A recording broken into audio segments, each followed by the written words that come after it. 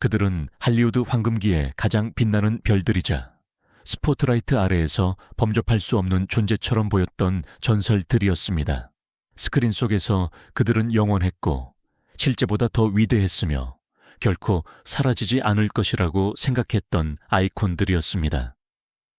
하지만 화려함 뒤에는 조용한 살인자, 바로 폐암이 기다리고 있었습니다. 그것은 무자비하게 찾아와 영화와 음악계에서 가장 잊을 수 없는 이름들의 숨통을 끊었습니다. 거친 카우보이부터 벨벳 같은 목소리의 가수들까지 각자는 똑같이 파괴적인 최후를 맞이했습니다. 이 이야기들은 단지 죽음에 관한 것이 아니라 어둠이 마침내 드리울 때 가장 밝은 빛조차 얼마나 연약해질 수 있는가에 대한 것입니다. 1. 폴 뉴먼, 신사의 마지막 질주. 폴 뉴먼은 단순한 배우 그 이상이었습니다. 그는 시원한 세련미의 정의 그 자체였습니다. 날카로운 푸른 눈과 조용하지만 강렬한 매력으로 그는 내일을 향해 쏴라와 폭력 탈옥 같은 고전 영화에서 군림했습니다. 스크린 밖에서도 그는 똑같은 열정으로 살았습니다. 자동차 경주를 즐기고 평범함을 거부했으며 뉴먼스 오운 재단을 통해 수백만 달러를 자선단체에 기부했습니다. 하지만 그 차분한 미소 뒤에는 수년간의 흡연이 이미 시한폭탄을 심어놓았습니다. 말년에 폐암이 찾아왔습니다. 뉴먼은 이미 할리우드를 떠나 가족과 그가 사랑하는 일들에 집중하고 있었습니다. 그의 몸이 약해지는 중에도 그의 너그러움은 결코 약해지지 않았습니다. 친구들은 그를 사적이고 충성스러우며 우아한 사람으로 기억했습니다. 승리를 맞이했던 방식과 똑같이 위엄을 가지고 마지막 질주를 맞이한 사람이었습니다. 2008년 9월 26일 83세의 나이로 폴 뉴먼은 마지막 숨을 거두었습니다. 세상은 단순한 영화배우가 아닌 자신이 받은 것보다 훨씬 더 많이 베푼 한 남자를 애도했습니다. 그의 영화는 여전히 영감을 주고 그의 자선 활동은 오늘날까지도 삶을 변화시키고 있습니다. 넷 킹콜, 벨벳 목소리가 침묵하다. 넷 킹콜의 목소리는 벨벳 같았습니다. 부드럽고 따뜻하며 잊을 수 없는 Unforgettable과 모나리자 같은 시대를 초월한 명곡으로 그는 인종차별이 있던 미국에서 장벽을 허물었으며 전국 TV쇼를 진행한 최초의 흑인 공연자 중 한 명이 되었습니다. 무대 위에서 그는 우아함 그 자체였고 모든 음표에는 품격과 영혼이 가득했습니다. 하지만 그 황금빛 음색 뒤에는 위험한 믿음이 있었습니다. 콜은 흡연이 자신의 목소리를 더 깊게 만든다고 생각했습니다. 담배는 그의 끊임없는 동반자가 되었고 손상은 서서히 뿌리 내렸습니다. 1960년대 초 파괴적인 진단이 내려졌습니다. 바로 폐암이었습니다. 병이 퍼지는 중에도 콜은 공연을 멈추려 하지 않았습니다. 그는 슬픔 대신 아름다움을 세상에 남기고자 결심하며 녹음하고 투어를 다니고 카메라 앞에서 미소 지었습니다. 1965년 2월 15일 겨우 45세의 나이로 넷 킹콜의 노래는 가슴 아픈 끝을 맞이했습니다. 하지만 그의 음악은 여전히 세상에 로맨스를 드리우고 있습니다. 그의 목소리는 여전히 라디오와 무대를 통해 울려 퍼지며 시간에 영향을 받지 않고 너무 일찍 침묵했던 그 빛나는 재능을 우리에게 상기시켜 줍니다. 3. 존 웨인, 공작의 마지막 승마. 존 웨인은 단순한 영화 배우가 아니었습니다. 그는 미국의 커보이였고 강인한 용기를 구현하는 우뚝 솟은 인물이었습니다. 그 걸걸한 목소리와 위험 있는 존재감으로 그는 역마차, 수색자, 진정한 용기와 같은 고전 영화의 상징이 되었습니다. 수백만 명에게 그는 두려움 없고 흔들리지 않으며 영원한 힘의 정의 그 자체였습니다. 하지만 스크린 밖에서는 다른 싸움이 벌어지고 있었습니다. 웨인은 무자비하게 담배를 피웠습니다. 때로는 하루에 5갑까지도. 1964년 상상할 수 없는 일이 일어났습니다. 바로 폐암이었습니다. 외과 의사들은 그를 살리기 위한 절박한 시도로 그의 왼쪽 폐 전체와 갈비뼈 몇 개를 제거했습니다. 대부분의 남자들은 스포트라이트에서 물러났겠지만 공작은 그렇지 않았습니다. 그는 연기로 돌아왔고 그의 저항 정신은 그가 연기했던 불굴의 영웅들을 반영했습니다. 15년 더 그는 그 상징적인 의기양양한 태도 뒤에 고통을 숨겼습니다. 그러나 가장 강한 카우보이라 할지라도 암을 이겨낼 수는 없었습니다. 1979년 6월 11일 72세의 나이로 존 웨인은 마지막 인사를 했습니다. 헤드라인은 그것을 한 시대의 종말이라고 불렀습니다. 팬들에게는 미국 자체의 한 부분을 잃는 것과 같은 느낌이었습니다. 그의 유산은 여전히 영웅적이고 흔들림 없으며 잊을 수 없는 모습으로 영화의 평원을 높이 달리고 있습니다. 클라크 게이블, 왕의 마지막 숨결 클라크 게이블은 단순한 주연 배우 그 이상이었습니다. 그는 할리우드의 왕이었습니다. 그의 장난기, 어린 미소와 부인할 수 없는 매력으로 그는 전 세계의 마음을 불태웠고 특히 바람과 함께 사라지다에서의 잊을 수 없는 역할에서 더욱 그러했습니다. 스크린 속에서 그는 파괴할 수 없는 존재였습니다. 시련, 전쟁, 배신을 모두 이겨내면서도 그 자연스러운 카리스마를 유지하는 남자였습니다. 하지만 카메라를 떠나 게이블은 담배에 묶여 있었습니다.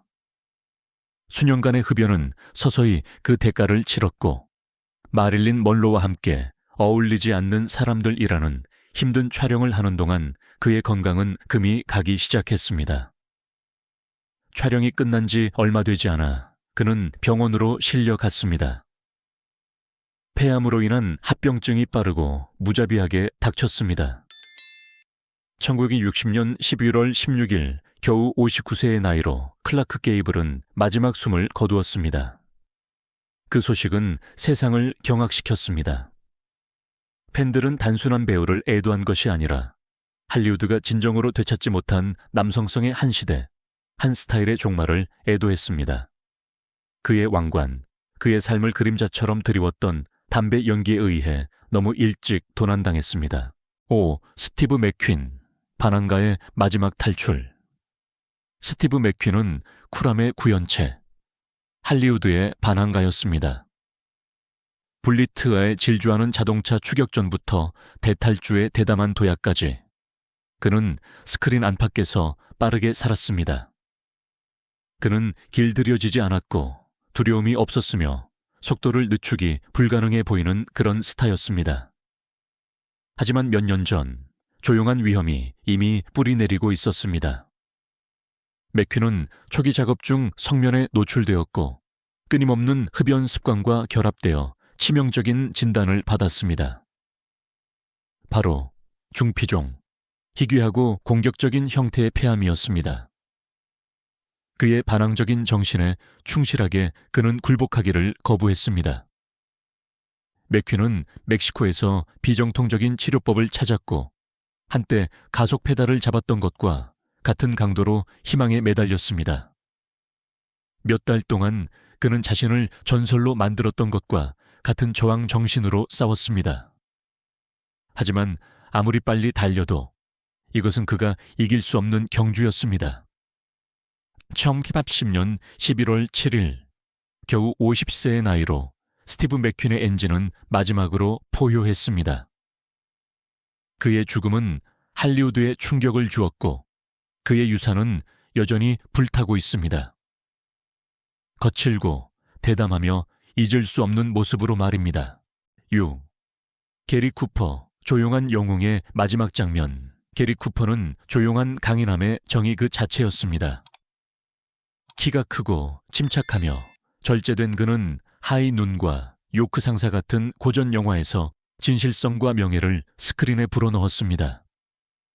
관객들에게 그는 총격 아래서도 결코 움찔하지 않는 침착한 영웅이었고 그의 말이 모든 것을 의미하는 남자였습니다. 스크린 밖에서 쿠퍼는 할리우드의 스캔들과 혼돈과는 거리가 먼 소박한 삶을 살았습니다. 하지만 그의 세대 수많은 사람처럼 그는 평생의 약점인 담배를 가지고 있었습니다. 1960년 충격적인 진실이 드러났습니다. 전립선암, 그리고 얼마 지나지 않아 폐로 전이되었다는 충격적인 소식이었습니다. 그의 건강이 악화되면서 쿠퍼는 스포트라이트에서 물러났습니다. 그러나 할리우드는 그를 추모 없이 보내줄 수 없었습니다. 1961년 아카데미는 그의 평생의 업적에 대해 오스카상을 수여했습니다. 너무 몸이 허약하여 참석할 수 없었던 그는 친한 친구인 제임스 스튜어트에게 대신 수상을 부탁했습니다. 불과 몇 주 후인 1961년 5월 13일, 겨우 60세의 나이로 게리 쿠퍼의 마지막 막이 내렸습니다. 그의 죽음은 할리우드에 침묵을 남겼지만 조용한 영웅으로서의 그의 이미지는 미국 영화 역사에 영원히 각인되어 살아있습니다. 7. 라이오넬 베리모어. 사자의 마지막 포효 라이오넬 베리모어는 할리우드 왕족이었고 전설적인 베리모어 가문의 한 기둥이었습니다. 관객들은 그를 멋진 인생의 교활한 포토시와 그랜드 호텔 같은 영화의 위험 있는 존재로 기억했습니다. 심한 관절염으로 휠체어에 의지하게 되었을 때조차도 베리모어의 영인은 권위와 인간미를 발산하며 재능은 빛나기 위해 완벽한 몸이 필요 없음을 증명했습니다. 하지만 막 뒤에는 또 다른 적이 기다리고 있었습니다. 평생의 흡연은 이미 연약한 몸에 깊은 상처를 남겼습니다. 폐암이 덮쳐 수년간 그가 겪었던 고통을 가중시켰습니다. 1954년 11월 15일 라이오넬 베리모어는 암이라는 무자비한 동반자와 함께 16세의 나이로 세상을 떠났습니다. 그의 죽음은 위대한 배우의 상실, 그 이상을 의미했습니다. 그것은 한 시대의 종말이었습니다. 음악의 사자는 마침내 침묵했고 씁쓸한 진실을 남겼습니다. 가장 강인한 유산조차 가장 평범한 악덕으로 인해 망가질 수 있다는 것을 말입니다.